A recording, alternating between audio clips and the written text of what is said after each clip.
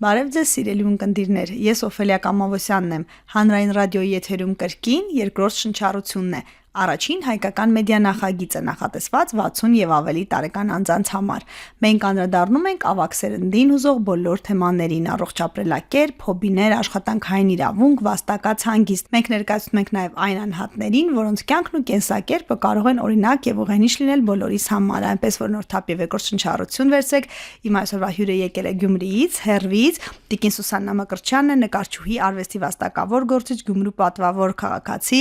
Գյումրու գեղագիտական կենտրոնի հիմնադիր ղեկավար, գրեթե կես դար։ Տիկին Սուսաննա, այս ամենից հետո սկսենք ձեր տարիքի մասին հարցով, եթե թույլ տաք։ Նախ բարևում եմ, շնորհակալ եմ հրավերի համար։ Ճիշտ ասած, ես սպասում էի, որ ինձ երիտասարդական հաղորդումների ծրագիրը պիտի հրավիրեր, որովհետև ես ինձ դեռ զգում եմ այդ շրջանակում։ Այնպես որ տարիք չեք ասում եթերում։ Ինչպես տարիք եթերում չասենք։ Չէ, ասեք, դա գաղտնիք չէ, դա նույնիսկ բարձանք է, ոնց թե հետո տարիները ոնց կարող ես քողարկել։ Վերջը կա անձնագիր, կա սերունդ, որ քեզ ճանաչում է դեռ վաղուց, շատ վաղուց մի 45-50 տարի առաջ, այնպես որ չէ, ես չեմ խուսափում։ Դուք հնչեցրեք, թող զարմանան մարդիկ։ Այո,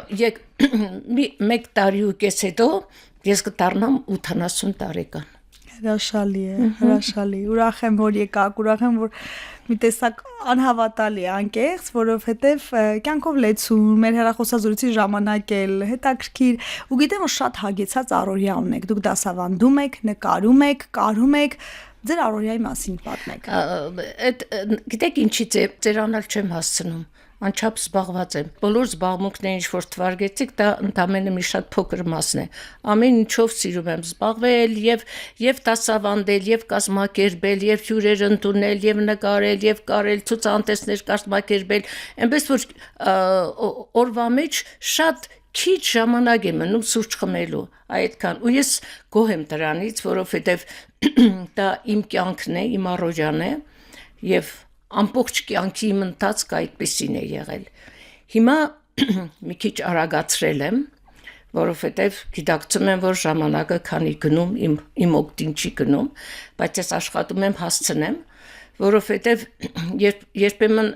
երբ մտածում եմ վերջի մասին, ոչ թե վախենում եմ կամ ափսոսում եմ, ուղղակի մտածում եմ, թե այդքան գործ ունեի, այդ գործերս չեմ հասցնի, որովհետև ինչքան ուզում ես գործ արա, եթե գործ ես անում, գործ անող ես, գործը չի վերջանում, երբեք չի վերջանում։ Ժամանակն էլ երբեք չի հերիքում։ Ժամանակը երբեք չի հերիքում եւ երբ որ տարիներդ գալիս են, դու նոր գիտակցում ես, որ կյանքում ամենաթանկը ժամանակն է։ Եվ ամենացավալին կորցրած ժամանակն է, մանավանդ երբ դու ստեղծագործող մարդ ես ու դատարկ ժամանակ ես կորցնում, դա նշանակում է, որ քո կյանքից տարին է ժամանակ պիտի մինուս աներ, որովհետև դու չես ապրել այդ ժամանակ, դու գոյություն ունեցել ես, բայց չես ապրել, ապրում ես այն ժամանակ, երբ որ գործում ես։ Արարում ես։ Ժամանակ կորցնել ասելով ինչ ենք հասկանում, այսօր ժամանակ կորցնելը որն է։ Գիտեք, ես իմ ուսանողներին էլ եմ միշտ ասում եմ մի մտածեք, որ անընդհատ պիտի ջահել մնաք, այդպես երիտասարդ պիտի մնաք։ Ժամանակը անտեղի կորցնել, դա նշանակում է անել ինչ որ բան, այլ ոչինչ չանել, այդ արածնել ոչինչի հավասար է։ Գիտեք, ես միշտ մտածել եմ, որ յուրաքանչյուր մարդ, երբ աշխարհ է գալիս, ինքը գալիս է ինչ որ մի առաքելությամբ։ Նշանակություն չունի, եթե դու գիտնական ես, նկարիչ ես, բանվոր ես, ով ես, ինչ ես, բայց առաքելություն ունես դու։ Եվ այդ առաքելությունը նա է, որ քո ոտնահետքը դու քեզանից հետո պիտի թողնես։ Այդ ոտնահետքը ինչքան խորը եղավ, այնքան դու երկար կապրես։ Ուրեմն պիտի աշխատես այնպես, ամուր պիտի կանգնես հողին այնպես, որ ոտնահետք թողնես։ Իսկ ջահելները մտածում են, թե դեռ կյանքը առջևում է։ Ճիշտ է, ջահելությունը այդպես թեթև է մտածում, բայց երբ որ տարիք են առնում, միշտ ասում են, հետ նայեցինք, որ ժամանակ չմնաց, այնպես որ այդ ժամանակը հարկավոր է ճիշտ օգտագործել։ Ես չեմ ուզում այսպես շաբլոն բաներ ասել, որ պիտի կաշտալ, որ իհարկե պիտի կաշտալ եւ ամենաճիշտ ժամանակի օգտագործումը դա ինքնազարգացումն է, որ մարդ պիտի աշխատի ինչքան իմանալու տեղ կա, այն որ ասում են 100 տարի ապրի, 100 տարի սովորի, ամեն օր սովորելու բան կա, բոլորից սովորելու բան կա։ Մայրս միշտ ասում էր, թե մարդ ինչքան կուզե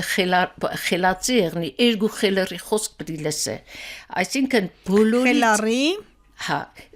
ինչքան ուզում ես դու խելացի եղի, երկու խելարի խոսք պիտի լսես։ անգամ նրանցից կարող ես բան սովորել։ Այո, օրինակ ես աշակերտներից շատ բան եմ սովորում։ Մեր գրական ստուդիայի երեխաները երբ գրքի քննարկում են անում, գիրք են տալիս, կարդում են, ես համակ ուշադրությամբ լսում եմ երեխաներին ու մտքում ասում եմ, «Էս ինչ խելացի երեխեք են» ու իրենցից սովորում եմ։ Բոլորից պիտի սովորել, ամեն ինչից, փողոցում քայլելիս էլ, ամեն ինչից պիտի սովորել։ Այսինքն պիտի ուշադիր լինել կյանքի հանդեպ, անտեղի չանցնել, նայել ու չտեսնել, դա շատ ցավալի բան է, պիտի Անտարբեր չլինել, այո։ անընդհատ պիտի տեսնել, նայելով, անցնելով կյանքը շատ արագ է անցնում։ Տիկին Սուսաննա, մի բան մտքովս անցավ, ոտնայդ կխորը լինի, թե մակերեսը մեծ։ Ես ցում է խորը ավելի խորը լինի, որովհետև ինչքան ժամանակներ անցնում են, այդ խորությունը միգուցե կհարթվի, ինչքան խորը լինի, այնքան ուշ կհարթվի այդ տարածությունը։ Ուզում եմ հիշեք այն տարիները, այն շրջանը, երբ որոշում կայացրեցիք Գյումրիում ստեղծել գեղագիտական կենտրոն։ Ուրեմն 70 թվին եմ ավարտել գեղարվեստաթատերականներ այն ժամանակ կոչվում Գեղարվեստի ակադեմիան, դիզայնի բաժնի առաջին շրջանավարտներից ենք, մենք ընդամենը 8 հոգի ավարտեցինք, եւ այն ժամանակ երկրում կար այսպեսի հիանալի օրենքներ, որ ավարտող ուսանողին շրջանավարտին գործուղում էին համապատասխան տեղ աշխատելու, որտեղ կարիք կար։ Եվ ինձ որպես լենինականցի գործուղեցին Լենինականի Միքայել Նալբանդյանի անվան մանկավարժական ինստիտուտ, որպես մշակութաբանության դասախոս։ Ես ընդամենը 23 տարեկան նոր ավարտել էի, 22-23 տարեկան։ Գնացի ինստիտուտ եւ մինչեւ այդ ինստիտուտի հետ զուգահեռ ես նաեւ դասավանդում էի նկարչական դպրոցում, որտեղ ես սովորել եմ, որտեղ ունեցել եմ հիանալի ուսուցիչներ, որոնց շնորհիվ եմ ես դարձել նկարիչներ, չեմ կարող չհիշատակել, դա շատ հայտնի նկարիչ Հակոբ Անանիկյաններ եւ Սերգեյ Միրզոյանը, որոնց հոգին թող Աստված լուսավորի, իրենք են հիմքը դրել այդ նկարչության հանդեպ ունեցած սիրո եւ հետագա շարունակելիության։ Հետո բախտ ունեցա Սերգեյ Միրզոյանի հետ աշխատելու նաեւ եւ զուգահեռաբար դասավանդում էի նաեւ մանկավարժական ինստիտուտում, որ հիմա համալսարան է կոչվում։ Նոր թափով, նոր էներգիայով եկել էի աշխատելու եւ ինձ համար էլ որպես նախկին ուսանողի շատ մեծ պատիվ էր գնալ եւ դասախոսել։ Ու քանի որ ես դասախոսում էի տարրական կրթության, մանկավարժության, հոգեբանության եւ մեթոդիկայի ամբիոններում, այնտեղ էի դասավանդում, իմ մոտ էսպես միտք առաջացավ, որ մանկապարտեզներում սկսել կրթություն, այն ժամանակ այդպես չկար այդ անվանումը, հիմա ենք ասում գեղագիտական կրթություն, այն ժամանակ ասում էին էսթետիկա, բայց իմաստը դա չէր, ինչ որ հիմա է։ Ես մտածում էի, որ նոր բան պիտի ստեղծեմ եւ դա պիտի լինի կրթություն, արվեստի, գեղագիտության, պիտի լինի սկսած 3 տարեկանից, չնայած մենք բոլորս էլ հիմա արդեն գիտենք, որ երեխայի կրթությունը սկսվում է դեռ չծնված ժամանակվանից։ Ուրեմն մանկապարտեզներ էի շրջում, գնում էի մանկապարտեզներ, հետո նույնիսկ ժողկրթ բաժնի մեթոդիստ ինձ ձևակերպեցին կերպարվեստի շրջումը եւ ինձ համար այսպես նպատակ դրեցի, որպեսզի ես ստեղծեմ գեղագիտական այսպես թեկումով մանկապարտեզ, որտեղ ես ուզում էի 3 տարեկան երեխաներից սկսել այդ կրթությունը։ Իմ երևի իմ բախտը բերեց այդ հարցում, որովհետև այդ տարիներին մեր քաղաքումի քարտուղարներ երջանկահիշատակ Ռոբերտ Արզումանյանը, որը շատ գեղագետ մարդ էր, քաղաքական գործիչ լինելով հանդերձ, եւ ես իմ մտքերով կիսվեցի իրեն հետ ու էլի նաև իմ այսպես բախտը բերեց, որ այդ պահին հանդիպեցի էլի երջանկահիշատակ Հենրիկ Գիգիթյանի հետ։ Եվ երբ որ երեքից մտադրությունները կարծես թե համընկավ, Ռոբերտ Արզումանյանը ինձ ասեց դուք քաղաքում հարմար տեղ գտեք, մենք ձեզ տեղ տանք, որովհետև ինձ ասեց դուք մանկապարտեզ չէ, բայց կարող եք այդպիսի մի կենտրոն ունենալ, մանկապարտեզը ասեց թե այնտեղ տնտեսություն է, սնունդ է, դուք երևի չկարողանաք ու 78 թվականին ես գտա հարմար տեղ եւ մեր Լենինագանի Ժողկրթբաժնի մանկական պատկերասրահ կազմակերպվեց հենց այդ շենքում քաղաքի կենտրոնում, որ հիմա Արգելոս թանգարանի տարածքում է գտնվում, հետագայում իհարկե ես այդ շենքը իմ աշխատանքի այդ արդյունքում ընդարձակվեց, փոքրիկ մի տարածքի դարձավ 1200 քառակուսի մետրանոց երկհարկանի գեղեցիկ մի շինություն, որ հիմա մենք աշխատում ենք։ Սանա երեխաների մեջ մանուկ հասակից ամենափոքրից ձեր ասած 3 տարեկանից գեղագիտական դաստիարակությունը, նկարչությունը ինչ է փոխում հիմա այս սերունդը նկարող, երգող, արվեստին շատ ավելի մոտ են, քան ձեր նշած 70-ականներին, ինչ է փոխում, ինչպիսին են դառնում երեխաները։ Հիմա շատ ծնողներ երեխաներին ամենտեղ տանում են, վազեցնում են եւ բարի, բայց դրա այն խոր իմաստը հատկապես նկարչության ինչն է, օրինակ, ասենք 3 տարեկան երեխան սկզբում ճիշտ մի հատ մեջբերում անեմ մի բանից, որ ես սկսեցի, շատերը սկսեցին քննադատել ինձ, նույնիսկ հոդվածներ էին գրում իմ թեմ, թե այդ ինչ բաներ է անում 3 տարեկան երեխան նոր դեռ խոսել էլ չգիտի, ինքը ուզում է նկարչություն սովորեցնել, բայց տեսեք ինչումն է հարցը։ Երբ երեխային ուզում ես նկարչությունը դա դեռ այդ նկարչությունը չէ, սա առաջին քայլերը որ անում ես, օրինակ, ասենք երկրաչափական առարկաներ տարբեր գույների կտրատում ես, չէ, թղթերով, ասում ես սա շրջան է, այս շրջանը ինչ գույն է, երեխան ուրեմն սովորում է եւ երկրաչափական ձևերն է սովորում, եւ գույներն է սովորում, եւ հաշիվն է սովորում, եւ դրա հետ զուգահեռ լեզուն խոսել է սովորում։ Եվ հետո կամած մեր նպատակը ինչն է, օրինակ գեղագիտական կենտրոնների նպատակը, մենք չենք պատրաստում պրոֆեսիոնալ նկարիչներ, երգիչներ, մենք ընդհանուր գեղագիտական կրթություն ենք տալիս, այսինքն ինչ է գեղագիտությունը, գիտություն է գեղեցկության մասին, երեխային մտցնում են գեղեցկի աշխարհ, այդ երեխան քայլում է այդ գեղեցկի աշխարհով, ձեռքը բռնած դու տանում ես, զուգահեռ նա երաժշտություն է լսում, ներկայացումներ է նայում, պարում է, երգում է, նկարում է եւ երեխայի մեջ ձևավորվում է գեղեցիկը ընկալելու, գեղեցիկը գնահատելու հատկություն, դա այն է, երբ մարդ եթե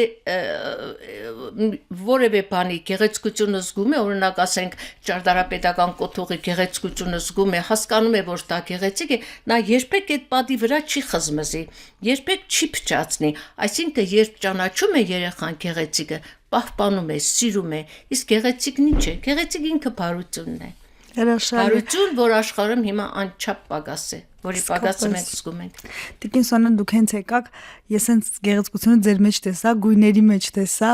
գեղեցիկը դուք ձեր արթուզարդին, արդյոք ժամանակ հատկացնում եք, որ այդպես գեղեցիկ լինեք, տարածող լինեք, կրող լինեք եւ տարածողը։ Չասեք, որ այդպես չէ, ես արդեն վառ գույները շատ հավանեցի։ Չեմ ասի, ինչի համար, որովհետեւ իմ արտակինը իմ ներկապնակն է, ոնց որ իմ գույներն են,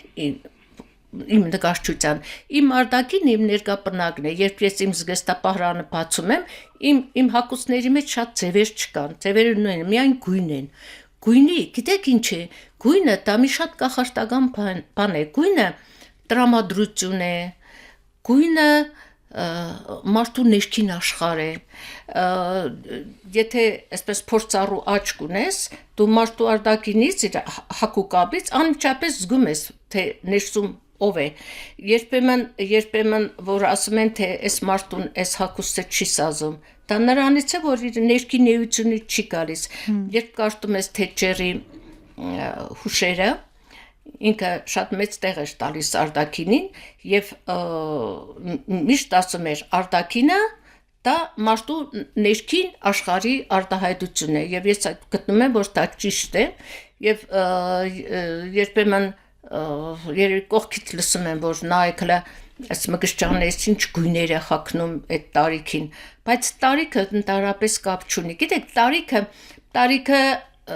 կարող է իմ մարմինը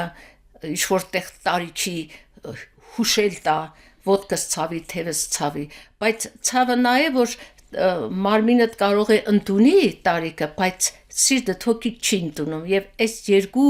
երկու հակամարտությունները միշտ կան իրար հետ։ Իսկ ես աշխատում եմ երկուսին հաշտեցնել, որովհետեւ ես իրավունք էլ չունեմ այդպեսին չլինելու, ես դա միդումնավոր չեմ անում, դա իմ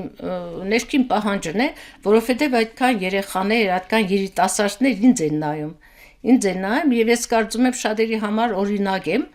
եւ օրինակ նաեւ իմ հասակագիցների համար, որովհետեւ տարիք ունենալ չի նշանակում սևերի մեջ մնալ կամ գույները մոռանալ։ Ասում են, չէ, իմ տարիքում էլ ինչ վարգույներ հագնեմ, ինչու այդ ձևը հագնեմ իմ տարիքում։ Գիտեք ինչ, ամեն ինչ չափ ունի։ Ես էլ կարող է ձևեր կա, որ չհագնեմ, որովհետև իմ տարիքը ինձ թույլ չի տա եւ նաեւ գիտեք, այստեղ միայն տարիքը չէ, քո սոցիալական դիրքն էլ պիտի հաշվի առնես, ով ես դու այս հասարակության մեջ։ Եթե ես օրինակ եմ իմ աշակերտների, ուսանողների, երիտասարդ աշխատակիցների համար, ես չեմ կարող այնպեսի ճչացող բան անել, որ այսպես իմ կերպարին հարմար չլինի։ Յուրաքանչյուր մարդ իր կերպարով է հանդես գալիս եւ երբ որ կերպարից դուրս են գալիս, երբ որ անում են չափից այն կողմ, դա արդեն չի նայվում։ Տեսեք, մարդուն ասում են շատ ճաշակավոր է, իմ հարցերին են ասում, ինչ է նշանակում ճաշակ։ Ճաշակը դա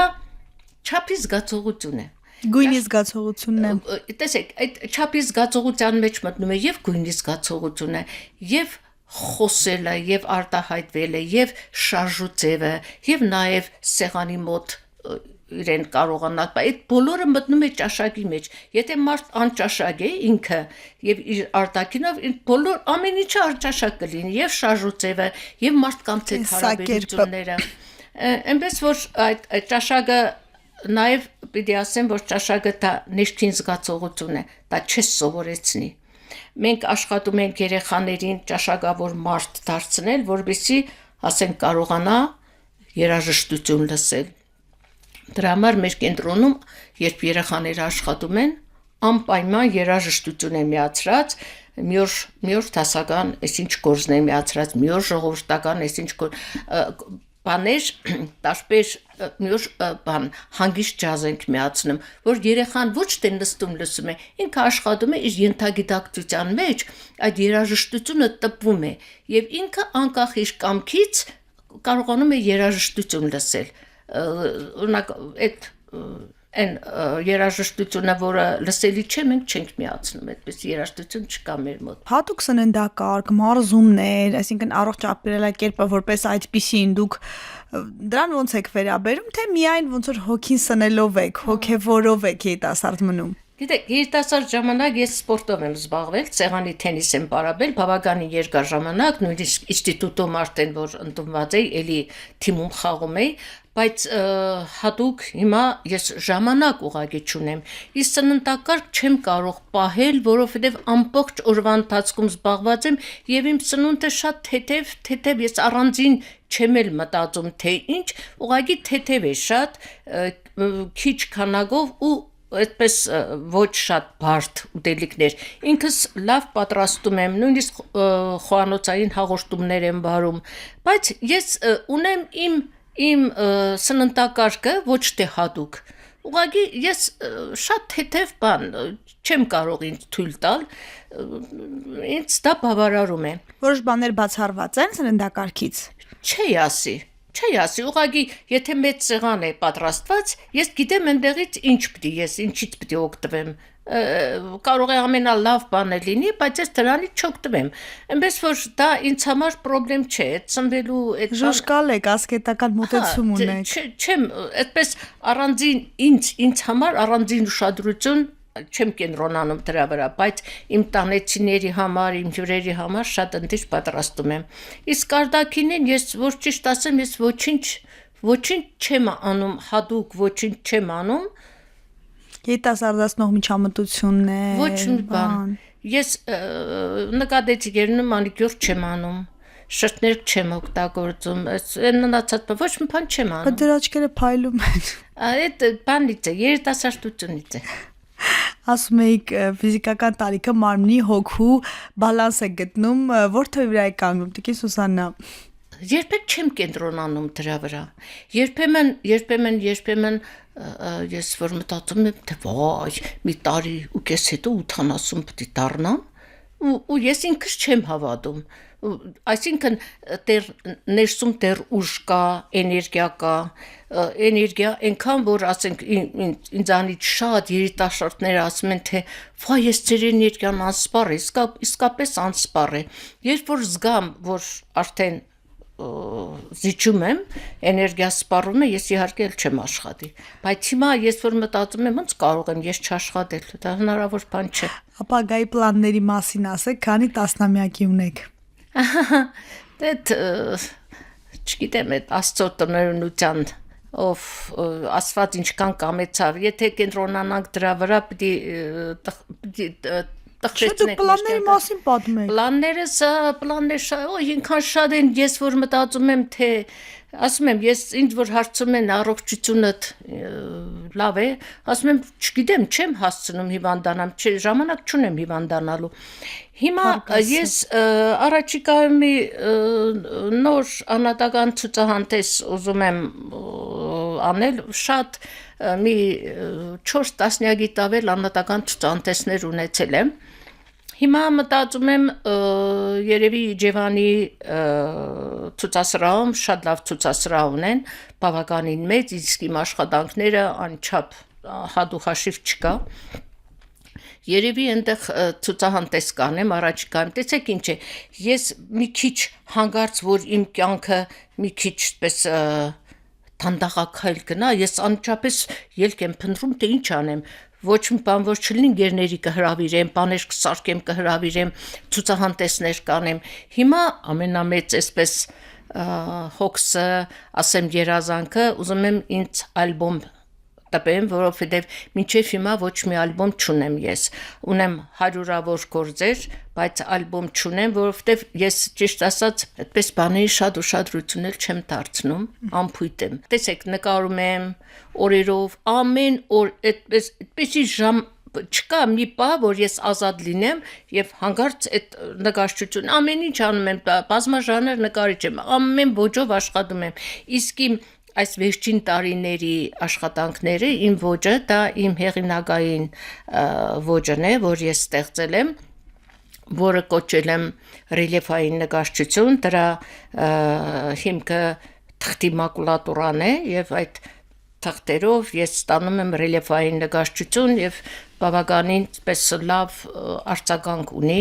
Մեր ցուցահանդեսներ եմ անում, մի անցած տարի, չեմ հիշում, թե նախանցած տարի էր նկարիչների միությունում մեծ ցուցահանդես կազմակերպեցի